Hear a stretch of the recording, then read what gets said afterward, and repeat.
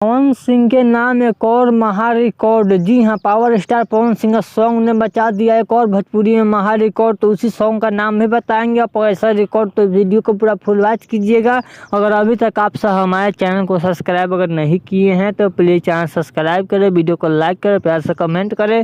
चलिए वीडियो में आगे बढ़ते हैं, बात करते हैं भोजपुरी के पावर स्टार पवन सिंह के बारे में। तो भोजपुरी के पावर स्टार पवन सिंह का सॉन्ग, जिस सॉन्ग को आज से 4-5 महीना पहले रिलीज किया गया था सूर्य म्यूजिक के यूट्यूब चैनल पर, जो कि मूवी का सॉन्ग था, जिस मूवी का नाम सूर्यवंशम था। जो कि उस मूवी का सॉन्ग बबुआन जो कि पूरी तरह से तहलका मचा कर रख दिया है।